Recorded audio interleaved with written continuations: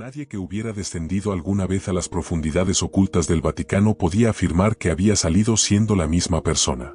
Bajo capas de piedra, fe y silencio, existía un entramado de pasillos antiguos donde el aire parecía más viejo que el tiempo mismo. Allí, lejos de las miradas del mundo, dormían documentos sellados durante siglos, textos cuya sola lectura podía alterar el equilibrio de la Iglesia o destruirlo. El padre Luca Benedetti conocía bien ese lugar. Durante años había caminado por aquellos corredores subterráneos con la disciplina de quien cree servir a un propósito sagrado. Su tarea consistía en clasificar manuscritos olvidados, traducir lenguas muertas y reconstruir fragmentos de la historia teológica que nunca verían la luz pública. Era un privilegio reservado a muy pocos. Sin embargo, con el paso del tiempo, algo comenzó a cambiar. Lo que antes le parecía un santuario del conocimiento empezó a transformarse, en su mente, en un espacio cargado de presencias invisibles. Los muros ya no eran solo piedra, parecían absorber pensamientos, guardar ecos, susurrar nombres que no figuraban en ningún índice. Luca sentía que el archivo observaba y esperaba. Aquella noche, una inquietud distinta lo acompañaba. No era miedo, sino una certeza difícil de explicar. Como si algo, enterrado desde hacía siglos, hubiera decidido dejarse encontrar. Luca había aprendido a confiar en esa sensación.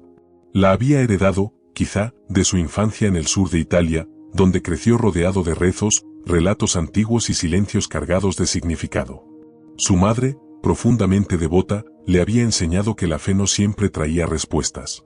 Su padre, en cambio, le enseñó a desconfiar de los silencios impuestos. Entre ambos, Luca desarrolló una curiosidad que nunca logró apagar del todo. El seminario, los estudios de teología, su dominio de lenguas antiguas, todo lo había conducido hasta allí. Y aún así, sentía que algo seguía incompleto. Fue entonces cuando lo vio. En un sector poco transitado del archivo, casi olvidado, una estantería cubierta de polvo llamó su atención. No por su aspecto, sino por la sensación extraña que emanaba de ella. Luca se acercó despacio. El aire parecía más frío. Sus dedos recorrieron los lomos agrietados de los libros hasta detenerse en un volumen más pequeño, oculto entre manuscritos mayores. No parecía especial, hasta que lo tocó. Un escalofrío recorrió su espalda. El cuero de la cubierta estaba gastado, pero conservaba un símbolo inconfundible, una cruz simple rodeada por un sol. El emblema de la Compañía de Jesús. Luca sintió que el corazón le latía con fuerza. Ese símbolo solo se utilizaba en documentos de extrema relevancia. Llevó el manuscrito hasta una mesa iluminada por una lámpara de aceite. El silencio era absoluto. Al desatar el cordón que lo mantenía cerrado, tuvo la sensación de estar cruzando un límite invisible. Las palabras estaban escritas en un latín arcaico, pero para él resultaban inquietantemente claras. Natus erit inter tenebras, in eius manibus erit finis temporum. El significado cayó sobre él como una sentencia. La profecía hablaba de una figura que emergería en tiempos de oscuridad. No un rey. No un profeta. Un líder religioso. Y al final del texto, un nombre. Xavier. Superior general de los jesuitas. El hombre al que, en círculos cerrados, llamaban el Papa Negro. Luca tuvo que sentarse. Aquello no era una simple interpretación teológica. El texto sugería que el poder invisible de esa figura sería el detonante de un desastre global. Algo que la Iglesia había ocultado, protegido o temido durante generaciones. Mientras intentaba ordenar sus pensamientos, una sensación lo hizo levantar la mirada. No estaba solo. Desde la entrada de la sala, una silueta permanecía inmóvil, observándolo. No dijo nada. No hizo falta. Su presencia transmitía autoridad. Advertencia. Control. Luca comprendió el mensaje de inmediato. Había leído algo que no debía. Con manos firmes, enrolló el manuscrito y lo ocultó bajo su sotana. No podía quedarse. Tampoco podía confiar en nadie dentro de esos muros. Mientras abandonaba el archivo, los pasillos que antes conocía de memoria le parecieron más estrechos, más hostiles. Al salir al exterior, la brisa nocturna de Roma lo golpeó con fuerza. La ciudad seguía brillando como siempre, ajena a lo que se ocultaba bajo sus cimientos. Pero para Luca, nada volvería a ser igual. Sabía que estaba siendo observado. Sabía que el tiempo jugaba en su contra. Y sabía una cosa más, necesitaba ayuda desde fuera. Un nombre apareció con claridad en su mente. Elena Rossi. El camino de regreso no trajo respuestas. Mientras avanzaba por las calles silenciosas cercanas al Vaticano, la mente de Luca no dejaba de girar en círculos. La profecía no era solo un texto antiguo, era una amenaza latente. Si aquel Papa Negro existía realmente, su ascenso no sería un simple cambio de poder dentro de la Iglesia, sería el inicio de algo irreversible. Su apartamento lo recibió con una calma engañosa. Era un espacio reducido, casi austero, con muebles viejos y estanterías llenas de libros marcados por el tiempo. Allí no había lujos, solo estudio, silencio y soledad. Luca encendió la lámpara de su escritorio y dejó que la luz amarillenta rompiera la oscuridad. Con cuidado, extrajo el manuscrito oculto bajo su sotana y lo colocó frente a él como si se tratara de un objeto vivo. Durante largos minutos no hizo nada. Solo lo observó. Sabía que aquel texto no era un simple vestigio histórico. Era una puerta abierta a fuerzas que la Iglesia había intentado mantener enterradas durante siglos. Aún así, no podía apartarse. Su fe, lejos de protegerlo, lo empujaba a seguir adelante. Decidió que no podía enfrentar aquello solo. Al amanecer buscaría a Elena Rossi. Ella debía saberlo todo. El cansancio terminó por vencerlo, pero el descanso no llegó. Al cerrar los ojos, su mente se llenó de imágenes inquietantes, figuras encapuchadas avanzando entre llamas, cánticos en lenguas olvidadas, ciudades reducidas a cenizas. Y en el centro de ese caos, una silueta inmóvil, observándolo desde la oscuridad. No necesitaba ver su rostro para reconocerlo. El Papa Negro. Despertó sobresaltado cuando la primera luz del día se filtró por la ventana. Roma despertaba ajena a lo que se movía bajo su superficie. Para los turistas, la ciudad seguía siendo un museo viviente. Para Luca, se había convertido en un tablero de conspiraciones. Apenas había dormido, pero volvió a leer el manuscrito una vez más. El latín era claro y cruel. No ofrecía soluciones, solo advertencias. Había cruzado un punto sin retorno.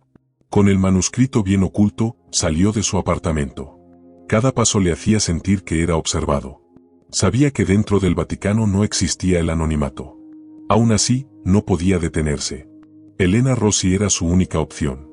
Encontrarla no fue sencillo. Elena se movía como una sombra entre la multitud. Periodista de investigación, había construido su reputación exponiendo secretos que otros preferían mantener enterrados. Luca sabía que solía frecuentar cafés alejados de las rutas turísticas, lugares discretos donde podía trabajar sin interrupciones. Tras horas de búsqueda, la vio.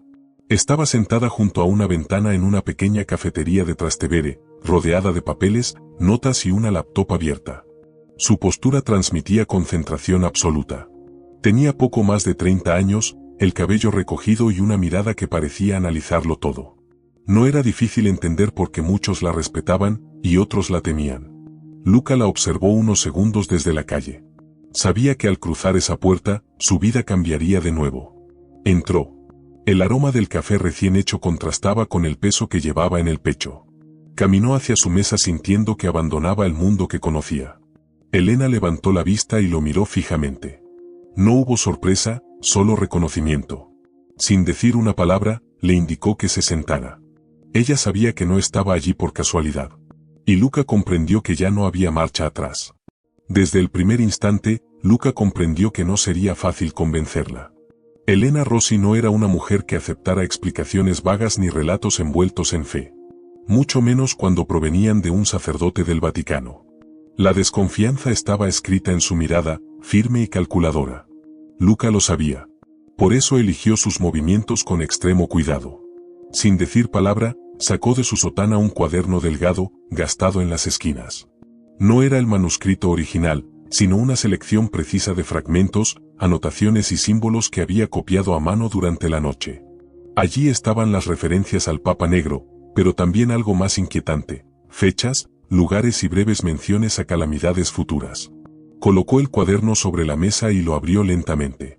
Elena comenzó a leer. Al principio, su expresión fue neutra. Luego, sus cejas se tensaron.